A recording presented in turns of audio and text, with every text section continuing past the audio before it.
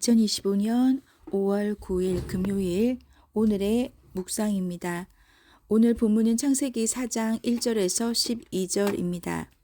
아담이 그의 아내 하와와 동침함에 하와가 임신하여 가인을 낳고 이르되 내가 여호와로 말미암아 등남하였다 하니라. 그가 또 가인의 아우 아벨을 낳았는데 아벨은 양치는 자였고 가인은 농사하는 자였더라. 세월이 지난 후에 가인은 땅의 소산으로 제물을 삼아 여호와께 드렸고 아벨은 자기도 양의 첫 새끼와 그 기름으로 드렸더니 여호와께서 아벨과 그의 제물은 받으셨으나 가인과 그의 제물은 받지 아니하신지라. 가인이 몹시 분하여 안색이 변하니 여호와께서 가인에게 이르시되 내가 분하여 함은 어찌됨이며 안색이 변함은 어찌됨이냐. 내가 선을 행하면 어찌 낯을 들지 못하겠느냐. 선을 행하지 아니하면 죄가 문에 엎드려 있느니라. 죄가 너를 원하나 너는 죄를 다스릴지니라. 가인이 그의 아우 아벨에게 말하고 그들이 들에 있을 때에 가인이 그의 아우 아벨을 쳐 죽이니라. 여호와께서 가인에게 이르시되 내 아우 아벨이 어디 있느냐. 그가 이르되 내가 알지 못하나이다. 내가 내 아우를 지키는 자니이까. 이르시되 내가 무엇을 하였느냐. 내 아우의 핏소리가 땅에서부터 내게 호소하느니라. 땅이 그 입을 벌려 내 손에서부터 내 아우의 피를 받았은즉 내가 땅에서 저주를 받으리니 네가 밭을 갈아도 땅이 다시는 그 효력을 내게 주지 아니할 것이요 너는 땅에서 피하여 유리하는 자가 되리라. 아멘. 오늘 본문은 아담과 하와의 아들 가인과 아벨이 하나님께 제사를 드리는 장면을 소개합니다. 한 해 농사의 끝에서 가인은 땅의 소산을, 아벨은 양의 첫 새끼를 하나님께 드립니다. 그런데 말씀에도 나와 있지만 아벨의 제사는 받으시고 가인의 제사는 하나님께서 받지 않으시죠.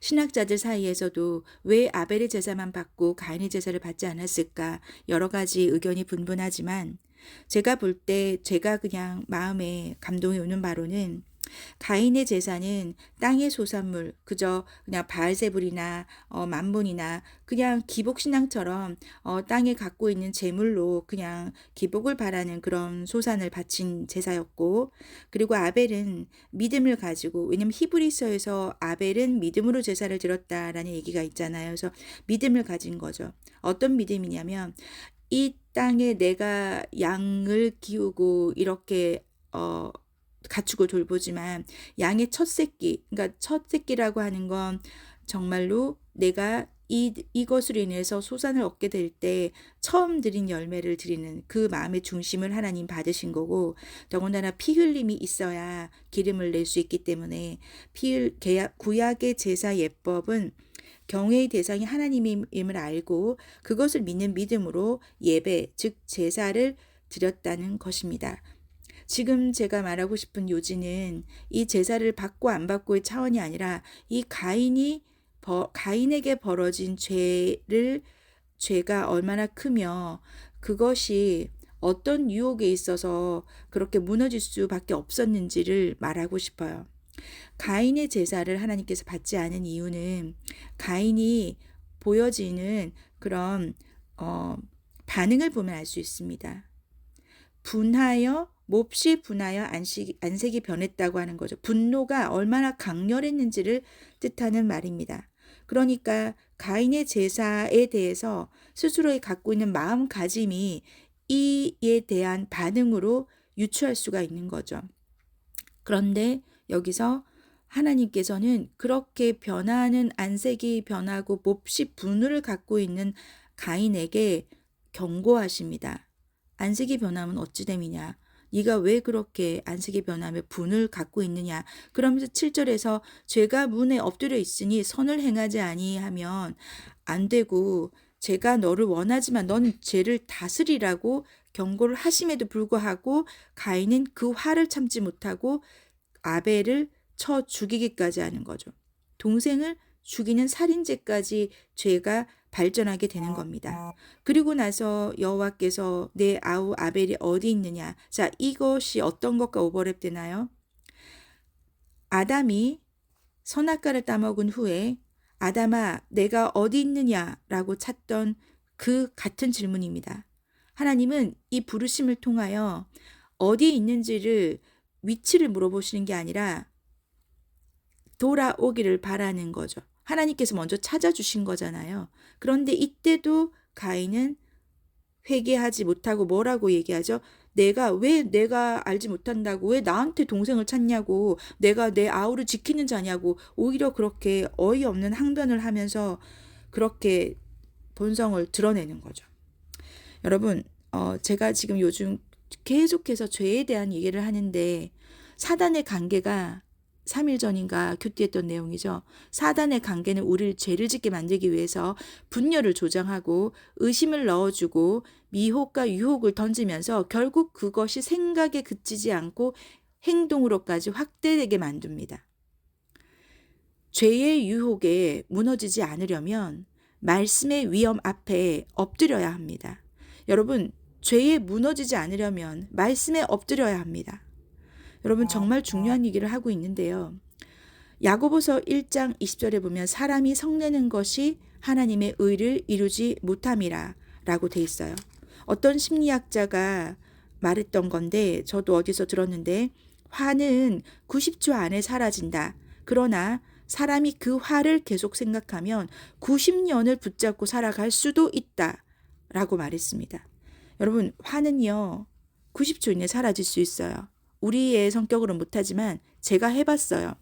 화가 나는데 그 마음을 그대로 생각이 번지도록 그냥 두지 말고 화가 날 때 이미 마음속에 기도를 하는 겁니다. 성령님 저 지금 화가 나려고 하는데 그러면 그 다음에 성령님께서 바로 마음을 주세요. 물론 그런 것은 훈련을 통해서 바로바로 여러 번 경험을 거쳐야 내가 지금 드는 생각이 사단이 주는 생각인지 성령님이 주는 생각인지 구분하고 분별할 수가 있는데 그 전에라도 여러분 한 번이라도 내가 화가 치밀어 오를 때 그거를 그대로 받아서 화를 발전시키지 말고 한 번이라도 하나님 앞에 바로 기도해보면 어떨까요?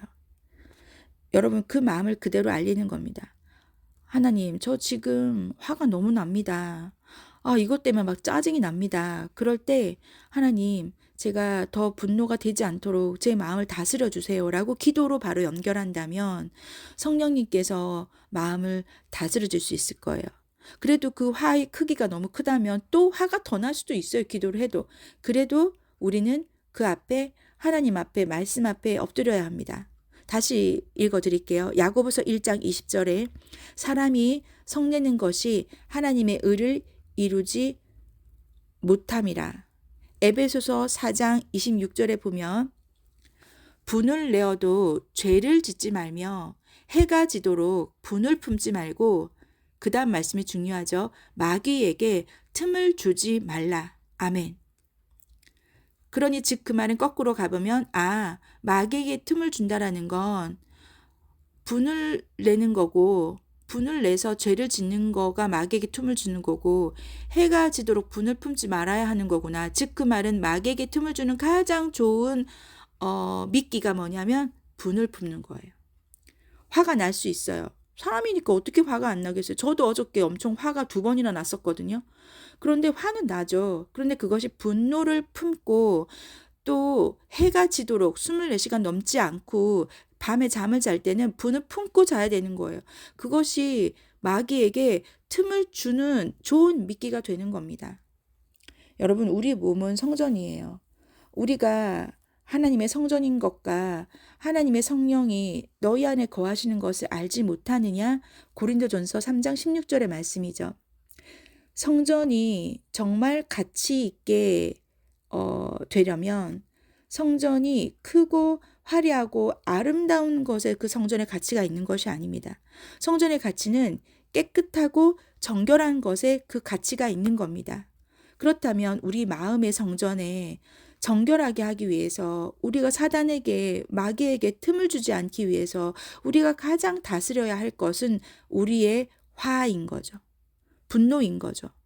그러니까 여러분 우리가 분을 낼 수 있지만 그것을 다스려서 하나님 앞에 성전을 잘 깨끗하게 다스리는데 우리가 오늘 고민하는 그런 하루가 되면 정말 좋겠습니다.